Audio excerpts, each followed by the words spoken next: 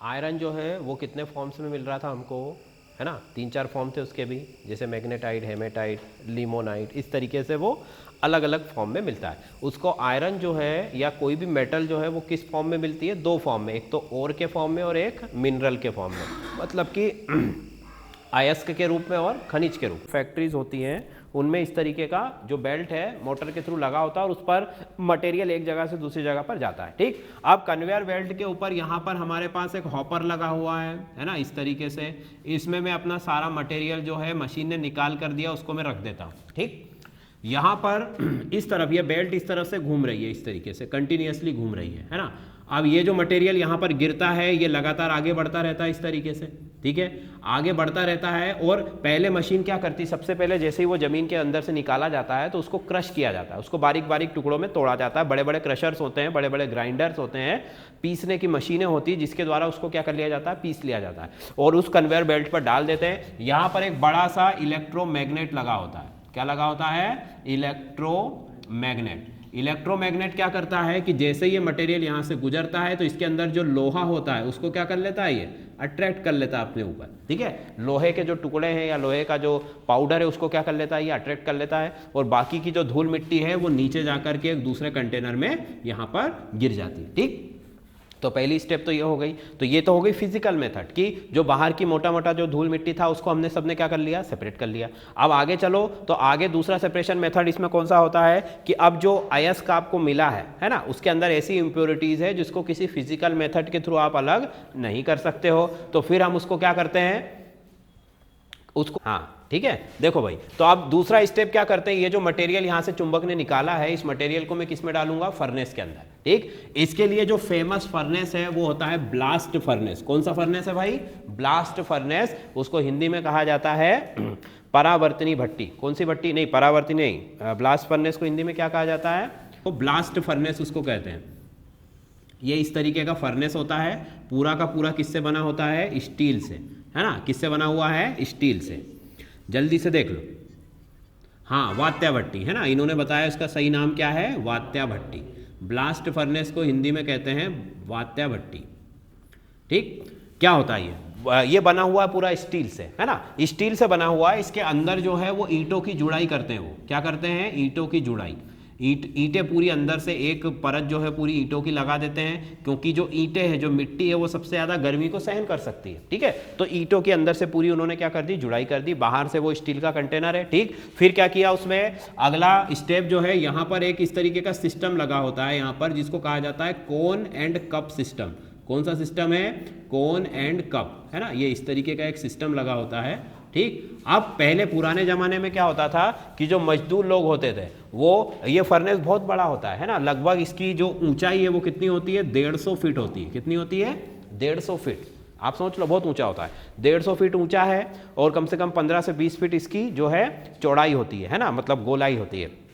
अब पुराने ज़माने में क्या होता था कि मजदूर लोग इसमें तगारी से मटेरियल लेकर के और ऊपर चढ़कर वहाँ ऊपर से डालते थे, है ना। इस भट्टी में क्या किया जाता है, नीचे से आग जलाई जाती है, मतलब कि गर्म गैसें या कोयला वगैरह इसके साइड में रखकर इस तरीके से जलाया जाता है, जिससे ये भट्टी गर्म होना शुरू हो जाती है। तो नीचे भट्टी का जो तापमान है लगभग 1500 से 1600 डिग्री हो जाता है, और जैसे जैसे ऊपर जाओगे इसका तापमान क्या हो जाता है, कम होता जाता है। 1100 होगा, फिर 700 होगा, फिर 400 होगा, इस तरीके से सबसे ऊपर जो है टेम्परेचर कम होता है और जैसे जैसे नीचे आओगे वैसे वैसे टेम्परेचर क्या हो जाता है, बढ़ने लगता है। ठीक, अब करते क्या है कि जो मैग्नेटिक सेपरेशन से जो हमको मटेरियल मिला था, जो चुंबकीय पृथक्करण विधि से जो मटेरियल मिला था, उस मटेरियल को मैं क्या करूंगा, चूने के साथ मिक्स करूंगा। किसके साथ, चूने के साथ और सिलिका के साथ, मतलब उसमें रेत मिलाऊंगा और उसमें क्या मिलाऊंगा, चूना। ठीक, दोनों चीजें मिला करके उसका अच्छा बढ़िया पाउडर बना के और मशीन के थ्रू एक सिस्टम लगा होता है, जैसे वो होता है ना फॉगर, जिसमें पानी की फुहारें निकलते रहती हैं ऊपर से, उसी तरीके से यहाँ पर एक कप एंड कोन का सिस्टम लगा होता है, जहां से एक लिमिटेड अमाउंट में वो मटेरियल जो है ऊपर से हमेशा बरसता रहता है ना। जैसे वो तगारी से इस तरीके से डालते थे पहले, अब मशीन के थ्रू वही काम होता रहता है। ठीक, अब मटेरियल क्या होता है, जैसे जैसे नीचे आता जाता है ना, तो नीचे आते आते टेम्परेचर बढ़ता जाता है, तो वो मटेरियल फ्यूज होने लगता है, पिघलने लगता है ना, और उसके अंदर चूना होता है। और कोयला होता है, तो कोयला चूना रेत, ये 3-4 चीजें उसके अंदर होती है। तो जो कोयला होता है वो जलने लगता है और जलकर वो जो लोहा है उसको इम्प्योरिटीज से क्या कर देता है, सेपरेट कर देता है। मतलब कि जो इम्प्योरिटीज हैं वो ज्यादातर जल जाती हैं, कुछ गैसों के रूप में बाहर निकल जाती हैं, है ना। और जो आपकी एक्चुअल मेटल है वो मेल्ट होकर के कहाँ जमा होने लगती है, नीचे यहाँ पर जमा होने लगती है, ठीक। और जैसे ही वो नीचे जमा होती है, यहाँ से एक वॉल्व के थ्रू उसको क्या कर लिया जाता है, सेपरेट कर लिया जाता है। इस तरीके से आपको शुद्ध लोहा यहां पर प्राप्त हो जाता है। हालांकि ये पूरी तरह प्योर नहीं होता है, इसमें आगे और भी मेथड्स होती हैं, इलेक्ट्रोलिसिस होती है ना, पोल मेथड्स होती हैं, पर सबसे ज़्यादा जो महत्वपूर्ण विधि है वो कौन सी है, वात्या भट्टी, है ना, ब्लास्ट फर्नेस। इस ब्लास्ट फर्नेस के द्वारा हम अशुद्धियों को दूर करके और शुद्ध धातु को क्या कर लेते हैं, प्राप्त कर लेते हैं। अब इसमें अलग अलग एरियाज में जो टेम्परेचर है वो अलग अलग होता है। वो टेम्परेचर हमको ध्यान रखना है कि सबसे नीचे जो है 1500 से 1600 के आसपास का टेम्परेचर होता है डिग्री में, फिर 1100, 1200, फिर 700, 800 और 300, 400 के करीब सबसे ऊपर होता है, ठीक है। ये इसके जो टेम्परेचर जोन है इनको हमको अच्छे से याद रखना है बस। बाकी तो इसमें चीज़ें तो बहुत सारी है, रिएक्शंस भी हैं, है ना, और अलग अलग जोन की अलग अलग रिएक्शन है, वो सब हमारे लिए इंपॉर्टेंट नहीं है। केवल हमें टेम्परेचर याद रखना है, दूसरी चीज़ इसकी ऊंचाई याद रखना है ना, तीसरा कि ये किससे बनी होती है, स्टील से बनी होती है। अब कॉपर के लिए भी एक ब्लास्ट फर्नेस आती है जिसमें कॉपर का शोधन किया जाता है, तांबे का। वो फर्नेस किसकी बनी होती है, लोहे की, है ना। लोहे का अगर आपको शोधन करना है तो फर्नेस किसकी बनाओगे, स्टील की, ठीक है। अच्छा, इतनी चीज इसमें आपको ध्यान रखनी है, ठीक। अब स्टील, है ना, स्टील की मैं बात करूं तो स्टील कैसे बनता है, लोहा प्लस कार्बन। बेसिक उसमें जो इंग्रेडिएंट होते हैं वो क्या क्या होते हैं, लोहे के अंदर कार्बन को अगर आप मिलाओगे तो क्या बन जाएगा, वो निकल बन जाएगा, ठीक। होता कुछ इस तरीके से। वो प्रोसेस के अंदर भी आप क्या करते हो कि एक बॉक्स होता है ना, उस बॉक्स में हम लोहे की रॉड इस तरीके से जमाते हैं और उसके नीचे कोयला रख देते हैं, उस बॉक्स को बंद करके और भट्टी में डाल देते हैं, ठीक। कोयला जलता है, जलने की वजह से कार्बन डाइऑक्साइड बनती है, कार्बन डाइऑक्साइड बन के ये लोहे की जो रॉड्स है वो उसको क्या कर लेती है, एब्जॉर्ब। ये लोहा कच्चा लोहा होता है ना। जैसे लोहा दो प्रकार का है, एक ढलवा लोहा होता है, एक पिटवा लोहा होता है, मतलब रफ आयरन होता है ना। तो वो जो लोहा होता है वो क्या कर लेता है, उन गैसों को, उस कार्बन को क्या कर लेता है, एब्जॉर्ब, और वो किस में बदल जाता है, स्टील में बदल जाता है। इस तरीके से स्टील बनाया जाता है। दूसरे भी कई सारे मेथड्स होते हैं, ठीक है भाई। तो लोहे का सबसे बड़ा उत्पादक देश कौन सा है, चाइना, ठीक है। चाइना, ऑस्ट्रेलिया, यहां पर जो है लोहे का सबसे ज्यादा उत्पादन होता है। अच्छा, लोहे के क्षेत्र मैंने लिखवा दिए थे आपको, लोहे के क्षेत्र दुनिया के अंदर लिखवाए थे कि नहीं लिखवाए, बताओ जरा जल्दी से, लिखवा दिए। फ्रांस का लॉरेंट क्षेत्र लिखवाया था, देख लो जल्दी से, लिखा दिया था ना। हाँ चलो, तो अब अगला देखो। अब अगली चीज है हमारे पास तांबा। तांबा देखो, तांबा भी पुराने समय से यूज होता आ रहा है। तांबा जो है उसका एटॉमिक नंबर जो है 29 होता है, एटॉमिक वेट जो है वो 65.5 होता है, ठीक है। अब तांबा जो है हमारा कई प्रकार से यूजफुल होता है। पहले तांबे के सिक्के बनाए जाते थे, है ना, उसके बाद तांबे के बर्तन भी बनाए जाते हैं, फिर तांबे के तार बनाए जाते हैं, क्योंकि ये जो कॉपर है ये बहुत अच्छा इलेक्ट्रिसिटी कंडक्टर होता है, मतलब विद्युत का सुचालक होता है ना। सबसे अच्छा विद्युत का सुचालक कौन सा होता है, चांदी, है ना। चांदी के बाद तांबा। तो तांबा जो है बहुत अच्छा कंडक्टर होता है, विद्युत का सुचालक होता है, आसानी से इसके अंदर से विद्युत धारा प्रवाहित होती है। अब ये तांबा जो है ये भी क्या है, हमें खदानों से मिलेगा, जमीनों से मिलेगा, ठीक है। तो इसके जो क्षेत्र हैं, पहले तो वो देखो कि सबसे ज्यादा तांबा उत्पादन करने वाला देश कौन सा है, चिली, है ना। चिली कहां पर है भाई, चिली जो है वो साउथ अमेरिका में है ना। चिली जो है कहां पर है, साउथ अमेरिका का एक देश है। इसमें तो दिख भी नहीं रहा, बहुत छोटी छोटी चीजें लिखी हुई है। हाँ देखो, ये चिली जो है कहां पर आएगा, साउथ अमेरिका में। सबसे ज्यादा तांबे का उत्पादन करने वाला देश कौन सा है, तो मैं यहां पर लिख देता हूं, प्रोडक्शन जो है किसका हो रहा है, तांबे का प्रोडक्शन चिली में, ठीक। दूसरी बात कि तांबे का प्रोडक्शन चिली की एक जगह है, उसका नाम है चिक्विटामाटा। जगह का नाम क्या है, चिक्विटामाटा खदान है एक, वहां से विश्व में सबसे ज्यादा तांबा उत्पादन किया जाता है, ठीक है। विश्व में सबसे ज्यादा तांबा कहां उत्पादन किया जाता है, चिक्विटामाटा एक तांबे की एक जगह का नाम है जहां पर तांबे की खदान है ना। उस खदान से जो है सबसे ज्यादा तांबा विश्व से उत्सर्जित किया जाता है या बनाया जाता है, ठीक। इसके अलावा अगर मैं देखूं अफ्रीका का जाम्बिया, है ना, साउथ अफ्रीका में जाम्बिया, साउथ अफ्रीका में जो है जाम्बिया करके एक जगह है, जाम्बिया, है ना, ये भी जो है तांबे के लिए प्रसिद्ध है, तांबे के लिए प्रसिद्ध है, फेमस फॉर कॉपर एक्सट्रैक्शन, है ना, कॉपर एक्सट्रैक्शन के लिए फेमस है। कहां पर है? यहां पर साउथ अफ्रीका में। एक साउथ अफ्रीका में है, दूसरा साउथ अमेरिका में, ठीक। परंतु यहां पर समुद्री बंदरगाह नहीं है। जो आपका जाम्बिया प्लेस है उसके चारों तरफ जो है यहाँ पर कोई भी पोर्ट नहीं है, है ना, बंदरगाह नहीं था। अब तो सब डेवलप हो गया है, इस वजह से इसका जो डेवलपमेंट है थोड़ा सा लेट हुआ। अदरवाइज यहाँ पर तांबे की जो मात्रा है बहुत ज़्यादा मिलती है, ठीक है। तो सबसे ज़्यादा उत्पादन चिली में होता है। चिली में कौन सी जगह पर होता है? चिक्विटामाटा, है ना।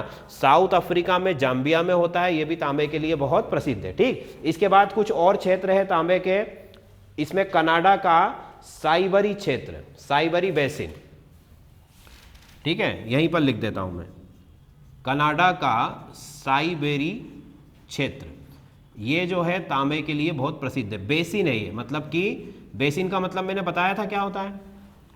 बेसिन का मतलब नदियों का जो ऐसी कोई भी जगह जहां पर सारा पानी जो है इकट्ठा होता है ना, तो वो बेसिन होता है। तो ये कनाडा का साइबेरी क्षेत्र जो है ये भी तांबे के लिए क्या है, बहुत ज्यादा प्रसिद्ध है, ठीक। अब इसके बाद देखो, तांबे की दो मिश्र धातुएं बनती है। तांबे की क्या बनती है? दो मिश्र धातुएं। अगर तांबे के साथ ये नोट कर लिया, अलॉय, ठीक है, अलॉय फॉर्मेशन। मिश्र धातु को क्या कहा जाता है इंग्लिश में? अलॉय। देखो मैं लिख देता हूं यहां पर, अलॉय ऑफ कॉपर, मतलब कि तांबे की मिश्र धातु। देखो भाई, अब मिश्र धातु कैसे बनती है कि अगर मैं तांबे में टिन मिला दूंगा, है ना, तांबे के अंदर क्या मिला दूंगा? टिन, तो क्या बनेगा? कांसा। क्या बनेगा? कांसा। कांसा नाम सुना है कि नहीं? मेडल होता है ना कांसे का, सिल्वर मेडल, ब्रॉन्ज मेडल, उस तरीके से। तो यहां पर जो है तांबे और टिन को मिलाने से क्या बनता है? कांसा। फिर तांबे और जस्ते को अगर मैं मिलाऊंगा, जस्ता मतलब जिंक, तो क्या बनेगा? पीतल। तांबे को और जस्ते को, जिंक को मिलाऊंगा तो क्या बनेगा? पीतल, ठीक है।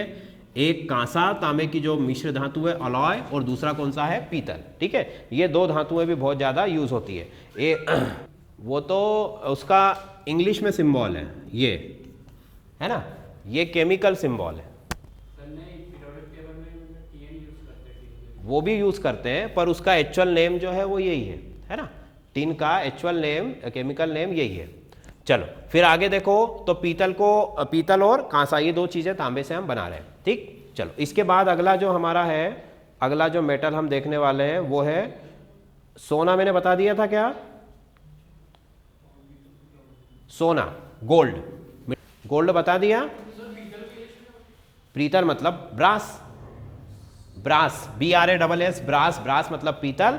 और कांसे को बोलते हैं ब्रॉन्ज, BRONZE, ठीक है, BRONZE, ब्रॉन्ज मतलब कांसा, और ब्रास मतलब पीतल, ठीक। चलो अच्छा, सोने में सबसे ज्यादा उत्पादन सोने का कौन करता है? सोने का सबसे ज्यादा उत्पादन कौन करता है? चाइना, ठीक है, सबसे ज्यादा उत्पादन चाइना। सबसे ज्यादा उसकी खपत कहां पर होती है? इंडिया में, ठीक। दूसरी चीज मैंने क्या बताई थी कि चीन के बाद ऑस्ट्रेलिया, ऑस्ट्रेलिया के बाद रूस, है ना। ये सोने का आप इस तरीके से, सोने का जो उत्पादन है, सोने का जो प्रोडक्शन है, उसको हम देख सकते हैं, ठीक है। पहले चीन, फिर ऑस्ट्रेलिया, ऑस्ट्रेलिया के बाद रूस, ठीक है। ये इस तरीके से आपका डिक्रीजिंग ऑर्डर में ये पूरा सीक्वेंस है, ठीक। इसके बाद अगर भंडारण की बात करूं तो ऑस्ट्रेलिया और दक्षिण अफ्रीका, है ना। स्टोरेज, स्टोरेज मतलब भंडारण। भंडारण अगर सोने का होता है सबसे ज्यादा कहां पर? ऑस्ट्रेलिया में। ऑस्ट्रेलिया में सबसे ज्यादा भंडारण, उसके बाद साउथ अफ्रीका, साउथ अफ्रीका में सबसे ज्यादा भंडारण होता है सोने का, ठीक है। अच्छा, भारत सोना इंपोर्ट करता है ना, कहां से करता है सबसे ज्यादा? स्विट्जरलैंड से। लिख लो जल्दी से, स्विट्जरलैंड से सबसे ज्यादा गोल्ड इंपोर्ट करता है भारत, है ना। स्विट्जरलैंड से इंपोर्ट करता है, स्विट्जरलैंड से इंपोर्ट करता है सबसे ज्यादा, कई जगह से इंपोर्ट करता है, पर सबसे ज़्यादा कहाँ से करता है? स्विट्ज़रलैंड से। ठीक, ये तो कई तरीके की चीज़ों पर डिपेंड करता है। ठीक है, जैसे कि अब हम उसको क्या देते हैं, वो हमसे क्या लेता है ना। जैसे कि दालें हैं वो ऑस्ट्रेलिया से हम लेते हैं ज़्यादातर, है ना। तो जो चीज़ जहाँ से हमको बेनिफिट होता है, कई तरीके का बेनिफिट है, पॉलिटिकल बेनिफिट भी है ना, फाइनेंशियल बेनिफिट भी है, फिर कुछ समझौते होते हैं बीच में कि भाई आप हमारे साथ इतना बिजनेस करोगे हर साल, इस तरीके से। तो बहुत सारे रीज़न होते हैं, उन सबको ओवरऑल देखोगे तो स्विट्ज़रलैंड में जो है सबसे, अब देखो चाइना जो है उत्पादन सबसे ज़्यादा वो कर रहा है ना, परंतु चाइना के साथ जो हमारा रिलेशन है वो हमेशा ऊपर नीचे होता रहता है ना। तो इस वजह से जो है वहाँ से इतने भारी या इतनी ज़्यादा अमाउंट में चीज़ों को लेना जो है आर्थिक दृष्टि से भारत के लिए अच्छा नहीं है। इस वजह से बहुत सारी चीज़ें उस पर डिपेंड करती है। ठीक है, तो और दूसरा उसका रीज़न आप ये भी मान सकते हो कि स्विट्ज़रलैंड में जो है जो स्विस बैंक्स हैं उनके अंदर भारत का बहुत ज़्यादा पैसा जमा है ना। हम सबको पता है ब्लैक मनी जिसको हम कहते हैं वो ज़्यादातर कहाँ पर है? सब स्विट्ज़रलैंड में ही है ना। तो वो भी एक वजह है कि उसको बैलेंस करने के लिए इस तरीके की कई सारी चीज़ें वहाँ पर की जाती जो कि अनऑफिशियल होती हैं ज़्यादातर, है ना। तो ऑफिशियली अगर देखो तो सोना सबसे ज़्यादा हम स्विट्ज़रलैंड से लेते हैं, जिसके पीछे कई प्रकार के रीज़न होते हैं। वो रीज़न पे अगर हम डिस्कस करेंगे तो फिर उसके लिए एक अलग ही चीज़ हमको लेक्चर अलग बनाना पड़ेगा। ठीक, अब सोने की दूसरी प्रमुख जगहों के नाम अगर मैं बताऊं तो अफ्रीका में जोहान्सबर्ग, है ना। अफ्रीका का ये लिख लिया, कुछ फेमस खदानें, फेमस माइंस जो है विश्व के अंदर, तो पहली अफ्रीका में जोहान्सबर्ग। ठीक, ये एक जगह है जो माइन है सोने की, जहां पर बहुत ज़्यादा जो है उत्पादन किया जाता है। ऑस्ट्रेलिया में कालगुरली, है ना, या ऑस्ट्रेलिया के अंदर कॉलगुरली। ठीक है, कॉलगुरली, ऑस्ट्रेलिया के अंदर कॉलगुरली ये जगह है। ठीक, उसके बाद में मंगोलिया में भी जो है सोने का बहुत ज़्यादा स्टोरेज है। मंगोलिया में भी सोने का जो स्टोरेज है वो अच्छा खासा होता है। ठीक है, मंगोलिया मतलब ये आपका ये आ गया पूरा चाइना के ऊपर, है ना। जो चाइना की दीवार बनाई थी वो मंगोलों की वजह से ही बनी थी, बहुत ज़्यादा अटैक करते थे वो लोग, तो उनने पूरी दीवार खड़ी कर दी वहाँ से वहाँ तक, है ना। तो ये मंगोलिया, ये ऑस्ट्रेलिया रहा, है ना, और ये रहा साउथ अफ्रीका, ये 3 जगह हो गई। ठीक, इसके बाद अमेरिका में भी एक जगह लिखो, अमेरिका में होम स्टेक, है ना। अमेरिका में होम स्टेक एक जगह है, एक माइन है जहाँ से सोने का जो है वो सोने के लिए बहुत फेमस है। ठीक है, सोने के एक्सट्रैक्शन के लिए, गोल्ड के एक्सट्रैक्शन के लिए बहुत फेमस है। ठीक, चलो इसके बाद आ जाओ, एक और चीज़ इसमें लिखो, विश्व की सबसे बड़ी जो सोने की खदान है वो इंडोनेशिया में है। विश्व की सबसे बड़ी, है ना, मतलब कि बिगेस्ट लिख सकते हैं हम इसको, बिगेस्ट माइन ऑफ गोल्ड। ठीक है, सबसे बड़ी सोने की खदान कहां पर है? इंडोनेशिया, और इंडोनेशिया में कहां? ब्रासबर्ग। इंडोनेशिया में ब्रासबर्ग, ये सबसे बड़ी सोने की खदान है। ठीक है, ये हमको याद रखना है, विश्व में सबसे बड़ी सोने की खदान कहाँ है? तो ब्रासबर्ग कहाँ पर है? इंडोनेशिया में। ठीक, ये तो कुछ फैक्ट्स हो गए। अब चलो अगला देखो, चांदी भी एक बहुमूल्य धातु है ना। चांदी को हम कैसे रिप्रेजेंट करते हैं? Ag से। सबसे अच्छा कंडक्टर है ना, मतलब कि गुड कंडक्टर हम इसको बोल सकते हैं, सुचालक है ना। चांदी जो है ये भी सोने के ही समान क्या है? बहुमूल्य धातु है। ठीक, ये हो गया। इसमें अगली बात देखो, सबसे ज़्यादा उत्पादन चांदी का कौन करता है? मैक्सिको। सबसे ज़्यादा उत्पादन कौन करता है? दुनिया के अंदर हाईएस्ट जो इसका हाई प्रोडक्शन है वो कौन करेगा? मैक्सिको। हाई प्रोडक्शन जो है वो मैक्सिको। ठीक है, मैक्सिको कहाँ पर है भाई? मैक्सिको ये लिखो, अमेरिका से लगा हुआ है ना। अमेरिका और मैक्सिको, ये मैक्सिको और ये अमेरिका। जैसे भारत पाकिस्तान की बॉर्डर है वैसे ही मैक्सिको और अमेरिका की भी बॉर्डर है। ठीक है, मैक्सिको है। और सबसे ज़्यादा भंडारण इसका कहाँ पर होता है? स्टोरेज। सबसे ज़्यादा सिल्वर का स्टोरेज कहाँ पर है? पेरू में। कहाँ पर है? पेरू में। पेरू कहाँ पर है? ये देखो, साउथ अफ्रीका जो आपका महाद्वीप है, उस महाद्वीप में जो है पेरू जो है आपका एक देश है, उसके अंदर सिल्वर का सबसे ज़्यादा स्टोरेज होता है। ठीक है, पेरू हो गया। फिर जर्मन सिल्वर है ना, जर्मन सिल्वर एक आपका अलॉय होता है। ये क्वेश्चन पूछा जा चुका है कि जर्मन सिल्वर में सिल्वर कितने % होता है? जर्मन सिल्वर में कितने % सिल्वर होता है? कोई बता सकता है कि कितने % सिल्वर होता है? जर्मन सिल्वर में सिल्वर होता ही नहीं है। ठीक है, पहली चीज, जर्मन सिल्वर में सिल्वर नहीं होता। इसमें क्या क्या चीज होती है? कॉपर है ना, कॉपर, निकल और जिंक, 3 चीजें होती है। कॉपर, निकल और जिंक, ये 3 चीजें होती है। चूंकि ये चांदी की तरह चमकदार दिखता है, इसी वजह से इसका नाम क्या पड़ा है? German silver. ठीक है, कॉपर इसमें 60% है, निकल इसमें जो है 20% है और जिंक भी है इसमें 20%। इन तीनों को अगर हम इस रेशो में मिलाते हैं तो क्या मिलता है हमको? जर्मन सिल्वर मिलता है। और जर्मन सिल्वर एक अलॉय है ना, पर सिल्वर का अलॉय नहीं है। उसके नाम में सिल्वर इसलिए डाला गया है क्योंकि वो चांदी की तरह कैसा होता है? चमकदार होता है। ठीक है, तो ये कंफ्यूजन होता है, इसी वजह से ये क्वेश्चन पूछा जाता है कि भाई जर्मन सिल्वर में कितने % सिल्वर है, तो उसमें सिल्वर नहीं होता है। ठीक, चल अब अगला लिखो, एल्यूमिनियम। अगला जो मेटल है हमारा एल्यूमिनियम। एल्यूमिनियम का सिंबल क्या होता है? Al। ठीक है, Al इसका एटॉमिक नंबर क्या है? 13 और इसका एटॉमिक वेट क्या है? 27। ठीक, एल्यूमिनियम। एल्यूमिनियम का जो फेमस ओर है वो कौन सा है? बॉक्साइट। ये तो हमने पढ़ा ही होगा सबने, है ना, बॉक्साइट। इसको क्या कहा जाता है? एल्यूमिना भी कहा जाता है। इसको थोड़ा सा प्योर कर लेते हैं तो एल्यूमिना भी इसको कहते हैं। तो बॉक्साइट कह लो या एल्यूमिनियम कह लो। ठीक है, ये इसका सबसे अच्छा ओर होता है। और धातुओं की अगर मैं बात करूं तो सबसे ज्यादा पाई जाने वाली धातु मेटल कौन सी है? एल्यूमिनियम, है ना। मतलब पृथ्वी की सतह पर जो सरफेस है अर्थ का, उस अर्थ पर सबसे ज्यादा अमाउंट में मिलने वाली मेटल कौन सी है? एल्यूमिनियम। और अगर मैं एलिमेंट की बात करूंगा तो सिलिका। ठीक है, सिलिका धातु नहीं है, सिलिका नॉन मेटल है ना, तो तत्व है वो। तो सबसे ज्यादा मिलने वाला एलिमेंट सिलिका और सबसे ज्यादा मिलने वाला मेटल कौन सा है? एल्यूमिनियम। ठीक, ये हो गई पहली बात। अब एल्यूमिनियम बॉक्साइट से प्राप्त किया जाता है। सबसे ज्यादा उत्पादन कौन करता है? चीन। सबसे ज्यादा उत्पादन करने वाला देश है चीन। चीन के बाद है कनाडा, कनाडा के बाद है रशिया, रूस।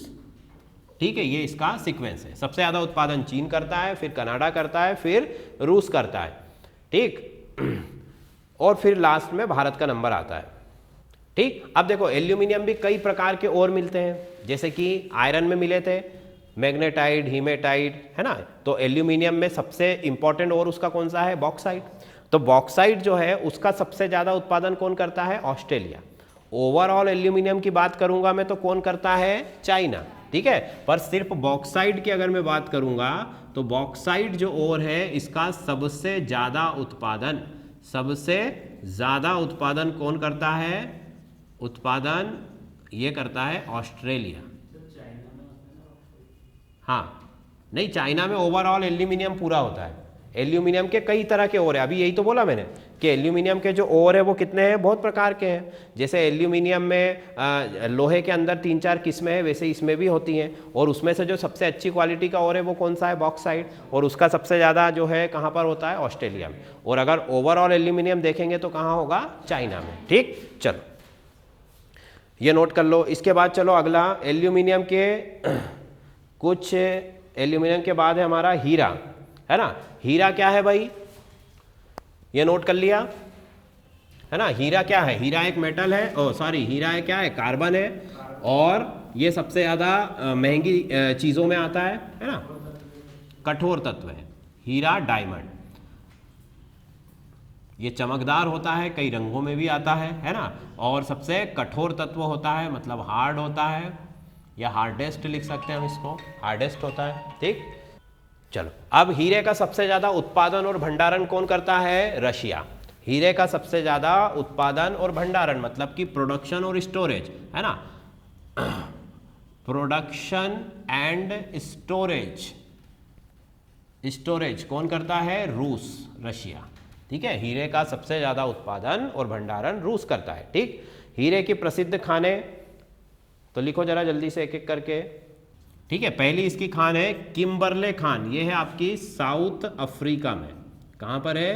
साउथ अफ्रीका में। ठीक, फिर भारत की अगर बात करें तो भारत में मध्य प्रदेश में पन्ना, ठीक है, गोलकुंडा, ये इसकी प्रसिद्ध जगह है जहाँ से हीरा हमको मिलता है। ठीक, भारत में पन्ना, गोलकुंडा, और साउथ अफ्रीका में जो है किम्बरले खान, ये दो जगहें जो वो हीरे के एक्सट्रैक्शन के लिए या कच्चा हीरा जो है यहाँ से भारी मात्रा में मिलता है। ठीक, चलो अब इसके बाद जो है हम कुछ ऐसे सोर्स की बात करें जैसे मिल्क है। मिल्क भी हमारा एक सोर्स है। मिल्क का सबसे ज़्यादा प्रोडक्शन कहाँ होता है? इंडिया में ही होता है। ठीक है, मिल्क का सबसे ज़्यादा प्रोडक्शन कहाँ होता है? इंडिया के अंदर।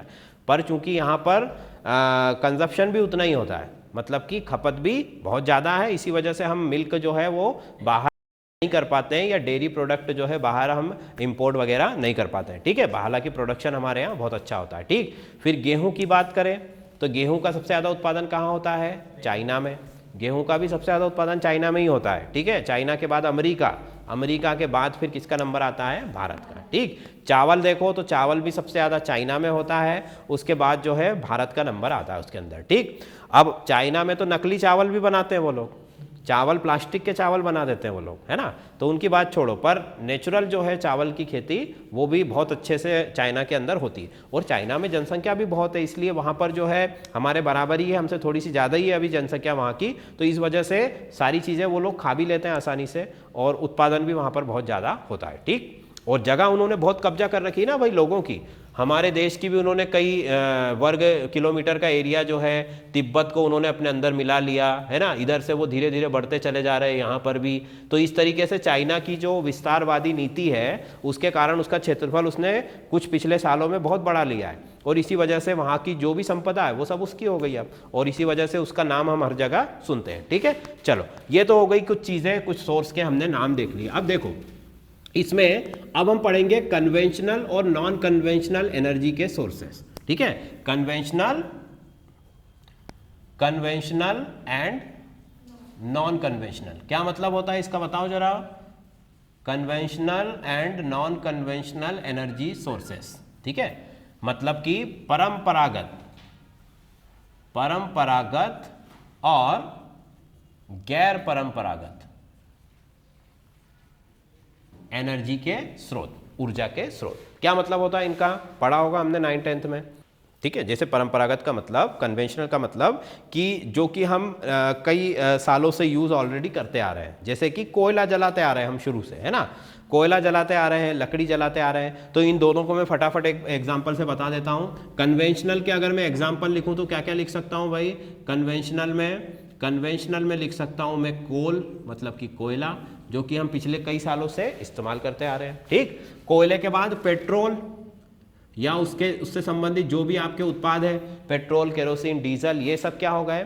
कन्वेंशनल हो गए, है ना, परंपरा से यूज़ करते आ रहे हैं कि नहीं आ रहे? पेट्रोल भी लगभग पिछले 100 सालों से हम इस्तेमाल कर रहे हैं, 100-150 सालों से, और कोयला भी तो उससे पहले से इस्तेमाल कर रहे हैं कोयला तो। उसके बाद में लकड़ी आ गई, वो भी यूज़ कर रहे हैं। ठीक, उसके बाद में जो थर्मल पावर प्लांट है आपका, थर्मल पावर प्लांट, है ना, मतलब कि आपका जो है ताप विद्युत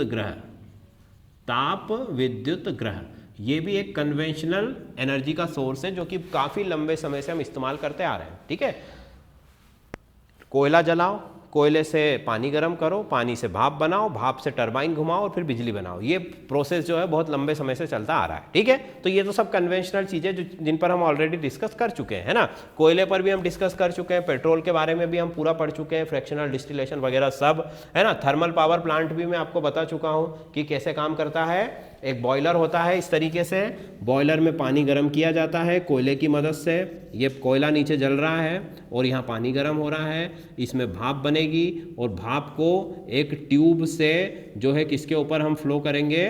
टरबाइन के ऊपर, और फिर यहाँ से आपका इलेक्ट्रिक करंट बनेगा। ठीक, ये थर्मल पावर प्लांट का एक ब्लूप्रिंट है। अब देखो आज जो हमको पढ़ना है जो इम्पोर्टेंट वो क्या है हमारे? Non conventional. जिनकी आज हमको ज़्यादा ज़रूरत है। नॉन कन्वेंशनल की ज़रूरत हमको ज़्यादा है ना, क्योंकि जो परंपरा से चलते आ रहे हैं वो तो सब क्या है, नॉन रिन्यूएबल एनर्जी सोर्सेस है, मतलब कि वो तो ख़त्म होने वाले हैं एक दिन। कोयला एक दिन ख़त्म हो जाएगा, पेट्रोल एक दिन ख़त्म हो जाएगा, लकड़ी पेड़ पौधे भी एक दिन ख़त्म हो जाएंगे, ठीक है। और उसके बाद में जो है कोयला ख़त्म हो गया तो ताप विद्युत ग्रह बंद हो जाएगा, ठीक है। वो चलेगा क्या, नहीं। तो इसीलिए साइंटिस्ट क्या कर रहे हैं, नई नई टेक्नोलॉजी डेवलप कर रहे हैं, नए नए ऐसे ऐसे सोर्स ढूंढ के ला रहे हैं जिनकी वजह से हमारा एनर्जी का जो नीड है वो क्या हो सके, पूरी हो सके, ऊर्जा की ज़रूरत है पूरी हो सके। उसमें देखो ये आपको 3-4 ऐसे सोर्स मैं बताऊंगा जिसमें हम उनको डिटेल में डिस्कस करेंगे, ठीक है। जैसे पहले तो हो गया सोलर एनर्जी, ये हम डिस्कस कर चुके हैं। सोलर एनर्जी का मतलब क्या है, सूर्य ऊर्जा, सौर ऊर्जा। सौर ऊर्जा से हम बिजली बना सकते हैं, सौर ऊर्जा से खाना पका सकते हैं, सौर ऊर्जा से हम पानी गर्म कर सकते हैं, सारी चीज़ें कर सकते हैं, ठीक। सोलर एनर्जी के बाद आती है विंड एनर्जी।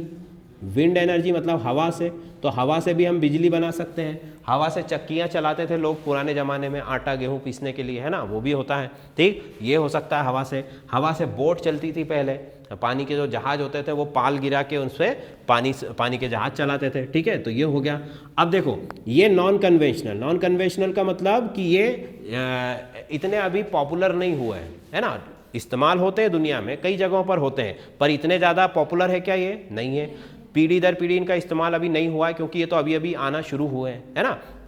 दूसरी चीज़ कि ये सबके सब क्या है, रिन्यूएबल है, मतलब कि ये नवीनीकृत ऊर्जा के स्रोत हैं जो कि हमेशा चलने वाले हैं। कभी खत्म होगा क्या, नहीं होगा। हवा कभी खत्म होगी, नहीं होगी। पानी कभी खत्म होगा, नहीं होगा, ठीक है। सूरज कभी बंद हो जाएगा क्या, नहीं होगा। मतलब कि ये सारे क्या है, रिन्यूएबल। अब इसमें जो बहुत ही ज़्यादा मॉडर्न या बहुत ही ज़्यादा नए हैं जिनसे हम परिचित नहीं है, वो चीज़ मैं आपको बताऊंगा। इन दोनों से तो हम अच्छे से परिचित हैं, ठीक। अब अगला देखो, इसके बाद आता है एक न्यूक्लियर एनर्जी। न्यूक्लियर एनर्जी, है ना, मतलब कि नाभिकीय ऊर्जा। नाभिकीय ऊर्जा, नाभिकीय ऊर्जा क्या होती है इसके बारे में बताऊंगा मैं आपको। एक होता है इसमें टाइडल एनर्जी। टाइडल एनर्जी मतलब कि तरंग ऊर्जा, या इसको मैं अगर अच्छे से आप समझाने के लिए लिखूं तो इसको लिख सकता हूं मैं कि जो ज्वार भाटा आता है आपका, ज्वार भाटा या समुद्र की जो लहरें हैं उनसे बनने वाली ऊर्जा, ठीक। वेव एनर्जी या टाइडल एनर्जी इसको कहते हैं, ठीक है। वेव एनर्जी भी आप इसको लिख सकते हो, ठीक। इसके बाद न्यूक्लियर एनर्जी, टाइडल एनर्जी और नवीनीकृत स्रोत क्या है आपका, जो है फ्यूजन प्लांट। फ्यूजन प्लांट, है ना, जिसमें कि हम क्या कर रहे हैं, नाभिकीय संलयन क्रिया कर रहे हैं। नाभिकीय संलयन हो रहा है, ये भी मैं आपको बताऊंगा। ये जो 3 चीज़ें हैं ये सबसे ज़्यादा न्यू है, जिनके बारे में अभी हमको ज़्यादा पता नहीं है, ठीक है। वो मैं आपको फटाफट बताता हूँ। अब देखो आज की रिक्वायरमेंट क्या है हमारी, आज की रिक्वायरमेंट है कि भाई हमको ऐसा एनर्जी का सोर्स मिले जो कि बहुत एक तरीके से ख़त्म ना हो कभी भी, है ना, इन्फानाइट सोर्स हो। दूसरी बात कि वो सस्ता हो, सबकी पहुंच में आसानी से आ जाए। तीसरी बात वो पॉल्यूशन ना करता हो। भाई जैसे कोयला आप जलाओगे तो पॉल्यूशन होगा, पेट्रोल जलाओगे तो पॉल्यूशन होगा, है ना। पर हमको ऐसा सोर्स चाहिए जो पॉल्यूशन भी ना फैलाए, सस्ता भी हो और हमेशा चलने वाला भी हो। ये 3 चीज़ें इसके अंदर होनी चाहिए खासियत। तो देखो इसमें सबसे पहले मैं आपको बताता हूँ न्यूक्लियर एनर्जी। न्यूक्लियर एनर्जी क्या होती है, हमें पता है कि प्रकृति में, नेचर में कुछ एलिमेंट ऐसे होते हैं जो कि रेडियो एक्टिव होते हैं। कैसे होते हैं, रेडियो एक्टिव। रेडियो एक्टिव का मतलब क्या होता है भाई, रेडियो एक्टिव सब्सटेंस या एलिमेंट, ठीक है। इनको हिंदी में कहते हैं हम रेडियो सक्रिय तत्व, है ना। रेडियो सक्रिय तत्व क्या होते हैं, रेडियो सक्रिय तत्व नेचर में कुछ एलिमेंट ऐसे होते हैं जिनके अंदर से रेडिएशन निकलता रहता है हमेशा। क्या निकलता रहता है, रेडिएशन, मतलब कि विकिरण। उसको हम क्या कहेंगे, रेडिएशन, रेडियो एक्टिव एलिमेंट। जैसे कि मान लो ट्यूबलाइट जल रहा है, इसके अंदर से लाइट निकल रहा है ना, वैसे ही उन एलिमेंट के अंदर से भी क्या निकलता रहता है, रेडिएशन। एक तरीके का आप लाइट समझ सकते हो, है ना। तो उस लाइट के अंदर क्या क्या होता है, जैसे मान लो मेरे पास यूरेनियम है, यूरेनियम एक रेडियो एक्टिव सब्सटेंस है, या रेडियम है, ये भी एक रेडियो एक्टिव सब्सटेंस है। इसके अंदर से हमेशा क्या निकलेगा, रेडिएशन। देखा होगा ना आपने, रेडियम चमकता रहता है हमेशा, तो रेडियम चमकता क्यों है? क्योंकि उसके अंदर ही लाइट होता है, उसके अंदर से ही रेडिएशन हमेशा निकलता रहता है। ठीक है, वो रेडिएशन में क्या क्या है, alpha rays, beta rays, gamma rays, इस तरीके की 2-3 रेज होती हैं। तो ये जो रेडिएशन होता है, इस रेडियो एक्टिव एलिमेंट्स की के वजह से या इनको यूज करके हम क्या बनाते हैं, बिजली बनाते हैं। क्या बनाते हैं? बिजली। कैसे बनाते हैं बिजली? तो देखो जरा, उसके लिए हमको एक न्यूक्लियर रिएक्टर बनाना पड़ेगा, है ना। न्यूक्लियर रिएक्टर में क्या होता है, एक बहुत बड़ा कमरा है जो कि बहुत मजबूत है। किससे बना हुआ है? कंक्रीट से बना हुआ है ना। मतलब कि जो हमारा सरिये डाल के और उसके ऊपर बना के पूरा अच्छा, और उसको बहुत ही स्ट्रांग हमने एक रूम बना रखा है ना, ताकि रेडिएशन बाहर ना जा सके। वो रूम जो है 5 से 6 मीटर मोटा हो सकता है, उसकी दीवारें कितनी हो सकती है? 5 से 6 मीटर मोटी, है ना। मतलब ये जो पूरा रूम है हमारा, इस रूम के बराबर की उसकी दीवारें होती मोटी मोटी, और ऐसा पूरी बाउंड्री उसके चारों तरफ से उसको करी हुई, मतलब अच्छा खासा वो मोटाई उसकी बहुत ज़्यादा रखी जाती है ना। 5 से 6 मीटर जो है इसकी रूम की मोटाई होती है। ठीक, अब इसके अंदर, इस रूम के अंदर फिर से एक छोटा सा रूम होता है जो कि मेटल का बना होता है, धातु का बना होता है ना। और उसके ऊपर भी कंक्रीट भी लगा होता है और मेटल भी लगी होती है, सभी चीज़ें मजबूती के साथ उसको बनाया जाता है, मतलब कि डबल रूम हो गया। ठीक, फिर इस रूम के अंदर, इस छोटे वाले रूम के अंदर हम क्या करते हैं, रेडियो एक्टिव सब्सटेंस को रख देते हैं।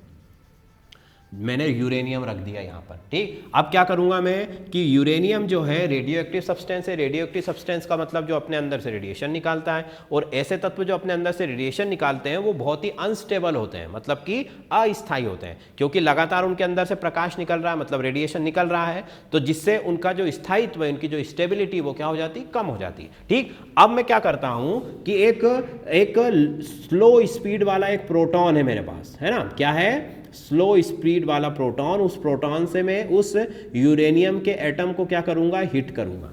क्या करूंगा? यूरेनियम के एटम को हिट करूंगा। ठीक, जैसे ही वो प्रोटॉन यूरेनियम के न्यूक्लियस से टकराएगा, उसके न्यूक्लियस में भी प्रोटॉन है भाई। न्यूक्लियस के अंदर क्या क्या चीज होती है? प्रोटॉन और न्यूट्रॉन। तो एक मैंने प्रोटॉन नहीं लूंगा, मैं क्या लूंगा? न्यूट्रॉन। स्लो स्पीड वाला न्यूट्रॉन लूंगा, उस न्यूट्रॉन से यूरेनियम के मॉलिक्यूल को हिट करूंगा, है ना। जैसे ही वो न्यूट्रॉन उससे जाके टकराएगा, वो उसके अंदर के जो न्यूट्रॉन है उसको लेकर क्या हो जाएगा, बाहर निकल जाएगा। उसके अंदर के जो प्रोटॉन है उनको लेकर बाहर निकल जाएगा। तो होगा क्या कि एक चेन रिएक्शन शुरू होगी। मान लो मैंने 10 ग्राम यूरेनियम लिया, है ना। उस 10 ग्राम यूरेनियम में यूरेनियम के कितने एटम होंगे?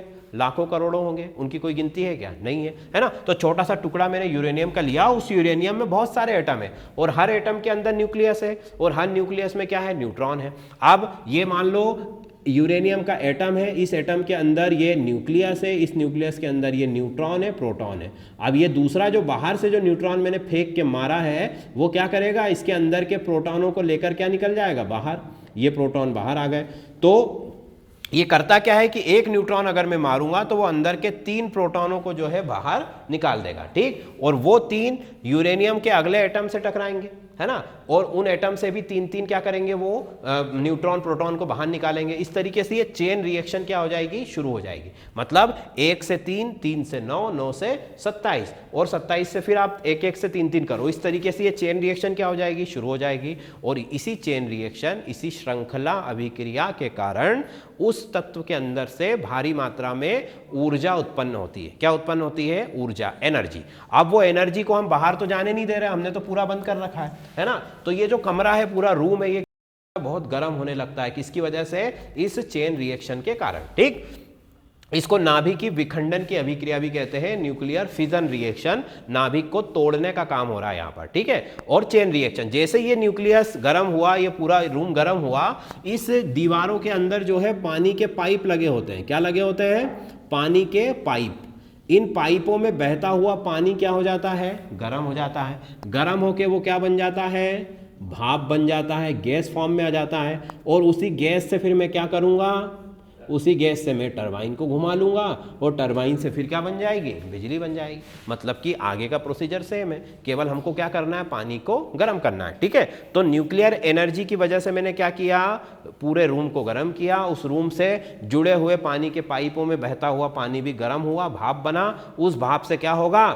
आपकी जो टरबाइन है वो चलेगी, और टरबाइन से फिर आपकी इलेक्ट्रिक एनर्जी प्रोड्यूस होगी। ठीक है, तो अब यहाँ पर यूरेनियम जो है, आपने अगर 10 या 15 ग्राम यूरेनियम लिया तो वो जो है कई सालों तक उसका यूज आप कर सकते हो। क्यों? क्योंकि उसके अंदर जो एटम्स का नंबर है वो बहुत ज़्यादा है, और जितने ज़्यादा एटम होंगे उतनी देर तक ये रिएक्शन जो है चलती रहेगी। ठीक, फिर इस रिएक्टर के अंदर अगर मान लो ये रिएक्शन अनकंट्रोल हो जाए, है ना, मतलब कि हमारे कंट्रोल से बाहर हो जाए, तो उसको रोकने का भी इंतजाम होता है ना। उसको रोकने के लिए हम क्या करते हैं, भारी जल का इस्तेमाल करते हैं। भारी जल मतलब D2O, भारी जल मतलब D2O हैवी वाटर, इसका यूज़ कर सकते हैं जब अगर रिएक्शन अनकंट्रोल हो जाए। फिर दूसरा जो है आपकी कंट्रोल रॉड्स होती हैं। क्या होती है, कंट्रोल रॉड्स, मतलब यहाँ से ये रॉड लगी होती इस तरीके से। अगर मान लो ये न्यूट्रॉन और उस एटम के बीच में मैं ये रॉड को रख देता हूँ, तो वो जो आने वाला न्यूट्रॉन है उसको ये एब्जॉर्ब कर लेगी, वो इससे नहीं टकरा पाएगा और रिएक्शन रुक जाएगी। ठीक है, इस तरीके से भी उसको कंट्रोल किया जा सकता है। ठीक है, तो न्यूक्लियर एनर्जी जो है वो भी तेजी से प्रचलन में आ रही है। भारत में भी कई न्यूक्लियर प्लांट है ना, जो है विदेशों में भी कई न्यूक्लियर प्लांट है। अब तो हमारे जो जहाज है, जो पनडुब्बियां हैं, वो उसके अंदर भी न्यूक्लियर रिएक्टर लग चुके हैं। क्यों, क्योंकि एक बार न्यूक्लियर रिएक्टर लगा देने से 20 से 25-30 साल तक आपको उसको फ्यूल देने की जरूरत नहीं पड़ेगी। ठीक, तो ये हो गई न्यूक्लियर एनर्जी। इससे भी हम क्या बना रहे हैं, बिजली। पर ये कौन सा सोर्स है, नॉन कन्वेंशनल, अभी ज्यादा प्रचलन में नहीं आया है। ठीक, इसके बाद जो है न्यूक्लियर रिएक्टर के बाद आता है टाइडल एनर्जी, है ना, वेव ऊर्जा। अब हमको पता है कि समुद्र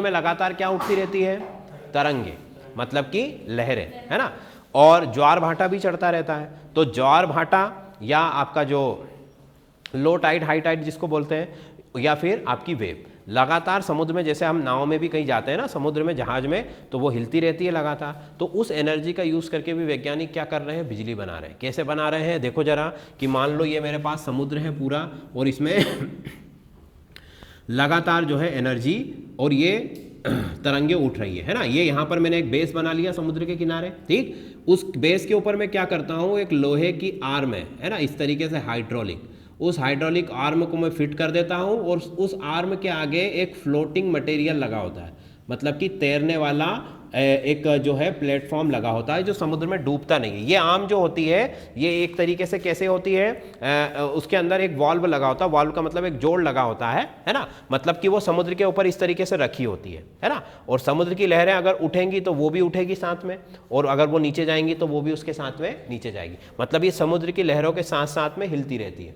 जैसे कि कूलर या उसके अंदर वाटर लेवल देखने के लिए वो एक छोटा सा गोला लगा होता है ना, सेम उसी तरीके से ये लगा होता है। ठीक, अब समुद्र की लहरें इसको लगातार हिला रही है। अब ये जो वेव है, ये जो आर्म है, इस आर्म से जो है एक पिस्टन लगा होता है। क्या लगा होता है, एक पिस्टन, है ना। जैसे ये हिलेगा तो ये पिस्टन अंदर जाएगा, ये नीचे जाएगी तो ये पिस्टन बाहर आएगा। तो ये पिस्टन क्या करता है, एयर को पंप करता है। कहां पर, एक कंप्रेसर के अंदर। किसके अंदर, कंप्रेसर के अंदर, है ना। ये लगातार एयर को पंप कर रहा है, जैसे हम साइकिल में हवा भरते हैं वैसे ही ये लगातार इसको हिलने की वजह से हवा को पंप करेगा कंप्रेसर के अंदर। कंप्रेसर के अंदर हवा जब कंप्रेस हो जाएगी एयर, तो उस कंप्रेस्ड एयर से मैं क्या घुमाऊंगा, फिर टरबाइन घुमाऊंगा। इस कंप्रेस्ड एयर से मैं क्या घुमाऊंगा, टरबाइन, और उससे फिर क्या बनाऊंगा, बिजली। ठीक है, तो देखो लहरें जो हैं वो तो 12 महीने 24 घंटे उठती ही रहेंगी। लहरें कभी बंद होती हैं क्या, नहीं होती है। मतलब कि अगर इस तरीके के प्लांट हम लगा सकें तो ये भी एक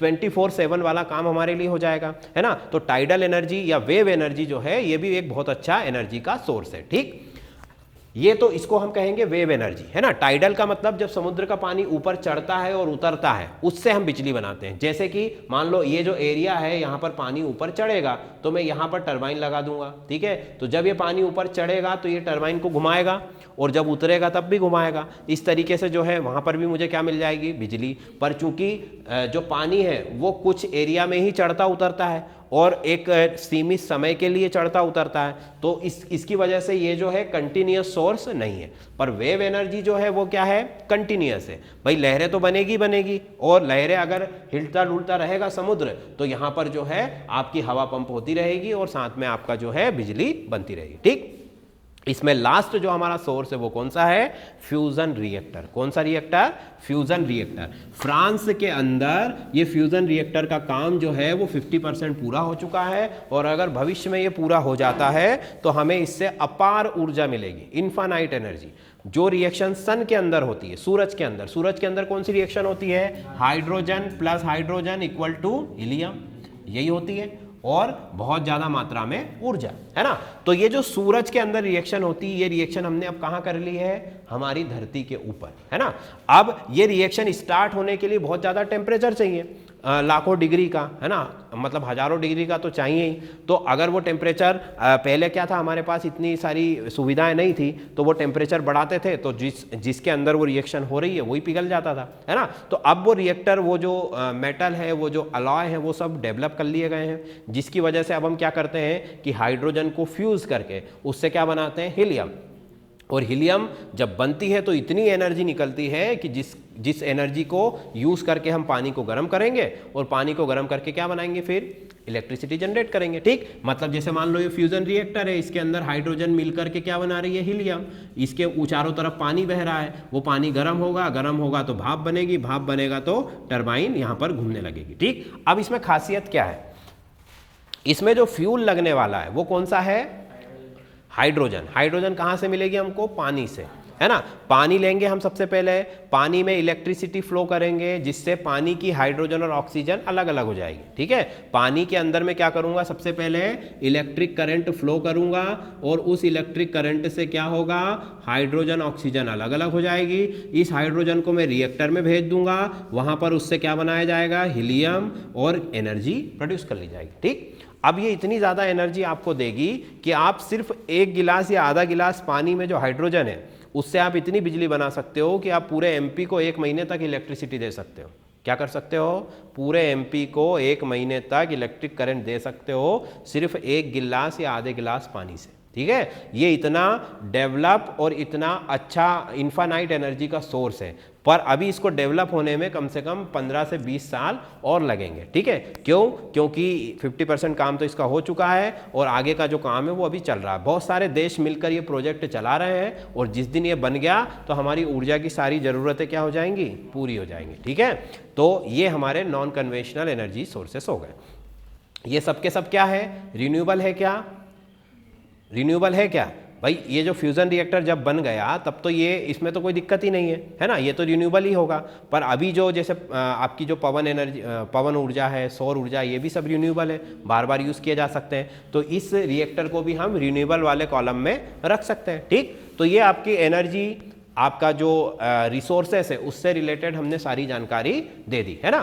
तो इसमें आपको याद रखने वाली चीज़ें कौन कौन सी है भाई, कि किस देश में सबसे ज़्यादा उत्पादन होता है, प्रमुख क्षेत्रों के नाम हमको याद रखने हैं। ठीक है, साथ में थोड़ा सा साइंस से रिलेटेड उसका जो बैकग्राउंड है वो हमको ध्यान रखना है कि इसके अंदर होता क्या है आखिर में, है ना। बस बाकी का जो है डिटेल में ज़्यादा जाने की ज़रूरत नहीं है, वो सब जो नीट और उसके स्टूडेंट है उनकी समस्याएं, है ना। हमारे जो काम की चीज़ें वो सब मैंने आपको बता दी। ठीक है भाई, तो आज की क्लास ख़त्म करें। कोई